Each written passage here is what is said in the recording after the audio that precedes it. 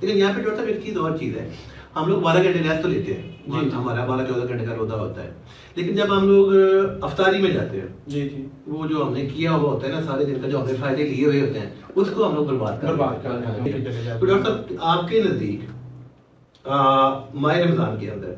Ideal قسم کی افطاری جو ہے وہ ہر بندے کے لیے، بے شک وہ کسی نہ کسی بیماری میں کوئی بندہ سفر کر رہا ہے، کوئی ینگ بیٹا یا بیٹی ہے، کوئی بچے بھی روزے رکھتے ہیں، آپ کے نزدیک کوئی آئیڈیل قسم کی افطاری یا کوئی خاص ایک کوئی چیز؟ ڈاکٹر صاحب بڑی اچھی بات کی آپ نے۔ دیکھیں افطاری میں آج چونکہ موسم تھوڑا سا چینج ہو گیا، کڑبڑی اور گرمی کا بھی تھوڑا ساتھ ساتھ ٹچ ہے، تو اس میں بہترین افطاری یہی ہے کہ آپ سب سے پہلے جو ہے نا کولا ڈرنکس جتنی بھی ہیں اور میٹھے جو مشروبات ہیں جیسے لال کلر کے کچھ مشروبات ہیں، ان کو اپنے دسترخوان سے ریموو کریں۔